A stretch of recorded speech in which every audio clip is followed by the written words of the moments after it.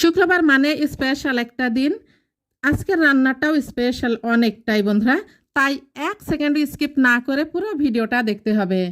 তো আসসালামু আলাইকুম প্রিয় বন্ধুরা, কেমন আছেন সবাই? আশা করি সবাই ভালো আছেন, আল্লাহর রহমতে আমি অনেক ভালো আছি। তো দেখেন এখানে মুরগি নিয়েছি, এটা হচ্ছে পাকিস্তানি মুরগি। এই মুরগিটার আমি 4টে যে রান করে নিয়েছি।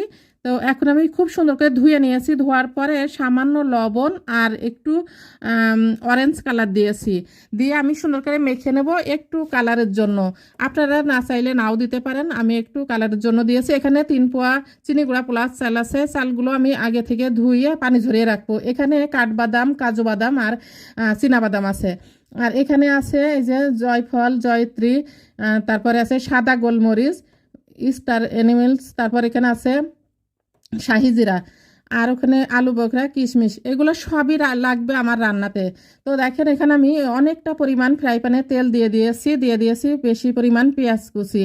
আর এই পেঁয়াজ কুচি আর এই তেলেই এত সুন্দর রান্নাটা করব। তো পুরো ভিডিওটা দেখবেন, দেখলে বুঝতে পারবেন আমি আজকে কি রান্না করব। তো দেখেন আমি পেঁয়াজগুলো খুব সুন্দর করে গোল্ডেন ব্রাউন কালার করে ভেজে তুলে নেব।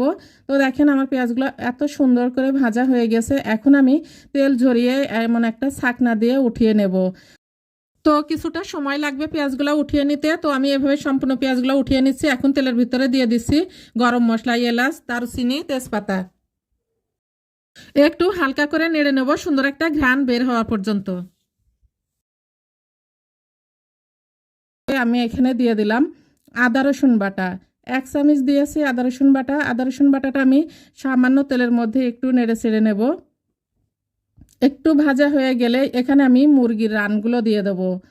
আর এই রান্নাটা সত্যি বন্ধুরা স্পেশাল বললাম কেন, মানে এত বেশি পরিমাণ ভালো হয়েছিল খেতে, মনে হয় আমার রান্নার সব থেকে সেরা রান্না। তো দেখেন আমি মুরগির রানগুলো দেওয়ার পর এখানে চেরা কাঁচামরিচ দিয়ে দিয়েছি, দিয়ে আমি আর একটু ভালো করে তেলের মধ্যে নেড়ে নেব। মাংসগুলো আমি 2 পাশটা খুব ভালো করে একটু হালকা করে ভেজে নেব। তারপর আমি একে একে সব মশলা অ্যাড করব ধাপে ধাপে। এই রান্নাটা আমি একটা বড় শেপের থেকে নিয়েছি এই রেসিপিটা। তো আমি এইভাবে রান্না করেছি, সত্যি অসাধারণ রান্না হয়েছিল, অসম্ভব ভালো হয়েছিল, মানে এর প্রশংসা শেষ করা যাবে না বলে, সত্যি অনেক দারুণ হয়েছিল। তো দেখেন এখানে আমি টক দই দিয়ে দিলাম। টক দইটা দিয়ে আমি আর একটু নেড়ে নেব। আর এখানে খুব বেশি পানি ব্যবহার করা যাবে না। এখানে আমি দিয়ে দিলাম সেই পেঁয়াজ বেরেস্তা। আপনারা দেখেছেন এখানে আমি কোনো কাঁচা পেঁয়াজ ব্যবহার করিনি। তো এইভাবে রান্নাটা করতে হবে, একদম অরিজিনাল শেপের মতো রান্না করেছি বলে এত দারুণই হয়েছে রান্নাটা। তো দেখেন আমি পেঁয়াজ বেরেস্তাটা দেওয়ার পরে, টক দই দেওয়ার পরে আর একটু এভাবে হালকা করে নেড়ে চেড়ে নিচ্ছি। এখন দিয়ে দেবো গাওয়া ঘি। আর ঘিটা আপনারা যখন তেলের মধ্যেও দিতে পারেন, যে সময়টা মুরগি ভাজা হচ্ছিল ওই সময় দিলেও হয়, এই সময়টাও দিলেও হয়। তো আমি এই যে ঘি দিলাম। তো সব কিছু মানে একবারে দেওয়া যাবে না, এভাবে অল্প অল্প করে একে একে দিতে হবে।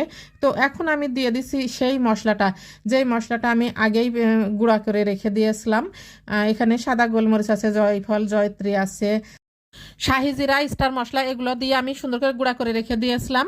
তো আমি অর্ধেকটা দিয়েছি আর অর্ধেকটা রেখে দিয়েছি, ওইটা আমার পরে লাগবে।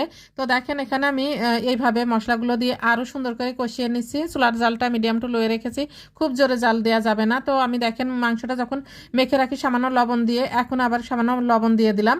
1 চামচ চিনি দিয়ে দিচ্ছি, আর চিনি দিলেও স্বাদের ব্যালেন্সটা ঠিকঠাক থাকে আর খেতে বেশ ভালো লাগে। যদিও এই খাবারটাই ঝাল হয় না, বেশ মিষ্টি মিষ্টি লাগে, খেতে অনেক স্বাদ লাগে। তারপরে একটু আমি আর একটু ভালো করে নাড়াচাড়া করে নিচ্ছি। আমি এই তেল দিয়েই রান্নাটা করে নেব, পোলাওটা। এখানে আমি সামান্য পানি দিয়ে দিচ্ছি, খুব বেশি পানি দেব না, অল্প একটু পানি দিয়ে দেব। তারপরে এখানে দিয়ে দেব সেই বাদাম বাটা। বাদাম বাটাটা আমি অর্ধেকটা এখানে দেব আর অর্ধেকটা আমি পোলাওয়ের মধ্যে দেব। তো এভাবে নাড়াচাড়া করে এখন আমি ঢাকনা দিয়ে ঢেকে কিছুটা সময় রেখে দেব। আর এই যে গুঁড়া দুধ দিয়ে দিলাম, গুঁড়া দুধটা দেওয়ার পরে একটু নাড়াচাড়া করে নিলাম। গুঁড়া দুধটাও আমি এখানে অর্ধেক দিয়েছি আর অর্ধেকটা আছে, কারণ এইগুলা সবই লাগবে। তো ঢেকে আমি 5 মিনিট পরে এই যে ঢাকনাটা উঠিয়ে নিয়েছি। আমার যে পানিটা দিয়েছিলাম পানিটা শুকাই গেছে। এখন তেলের পরিমাণটা বের হয়েছে কতটা দেখেন। এই তেল দিয়ে আমার রান্নাটা কমপ্লিট হয়ে যাবে। আর এই পেঁয়াজ বেরেস্তার যে একটা স্মেল থাকে, ওই স্মেল তাহলে ওই তেলের মধ্যেই ধরেন এই মুরগিটা রান্না করেছি, আর এই তেলেই আবার আমি পোলাও রান্না করব। এত পরিমাণ ভালো হয়েছিল সত্যি কথা বলতে। তো দেখেন আমি তেলগুলো এইভাবে একটু ঢেলে নিয়েছি যে হাঁড়িতে রান্না করব। হাঁড়ির মধ্যে এখানে আমি সাদা এলাচ, দারুচিনি আর তেজপাতা দিয়ে দিলাম। আবারও দিয়ে দিচ্ছি এখানে আদা রসুন বাটা 1 চামচ। বেশি মশলার পরিমাণ বেশি হলেও খাবারে খুব একটা ভালো লাগে না। তো আমি একদম মানে যে ওনার হিসাব মতো করেই আমি রান্নাটা করেছি। তো এখানে আমি যে চালটা আগেই ধুয়ে ঝরিয়ে রেখেছিলাম পানিটা, সেই চালটা দিয়ে দিলাম। দিয়ে আমি সুন্দর করে ভেজে নেব চালটা, অনেকটা সময় ধরে চালটা ভেজে নেব। আর এইভাবে যদি পানি ঝরিয়ে রাখা যায় রাইসটা খুবই ঝরঝরা হয়। তো আমি একদম ফুটন্ত গরম পানি দিয়ে দিয়েছি, আর এখন খুবই তাড়াতাড়ি রান্নাটা হয়ে যাবে। গরম পানি দিলে পোলাও রান্না করতে একদমই সময় লাগে না।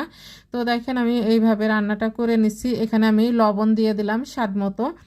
এখানে মানে বাদাম বাটা দিয়ে দিলাম, সব ধরনের বাদাম বেটে রেখেছিলাম। তারপরে এখনই দিয়ে দেবো এখানে গুঁড়া দুধ। গুঁড়া দুধটা দেওয়ার পরে আরও বেশি পরিমাণ ভালো লাগে খেতে। তো আমি সব কিছুই দিয়েছিলাম, একদম রেস্টুরেন্ট স্টাইলে রান্নাটা হয়েছিল। এখন দিয়ে দিছি সেই মশলাটা, যেই মশলাটা আমি রোস্টের ভিতরে দিয়েছি সেই অর্ধেকটা এখানে দিয়ে দিলাম। আর এই মশলাটা এই সময়ই দিতে হয়, যেভাবে উনি বলেছেন আমি সেভাবে রান্নাটা করেছি।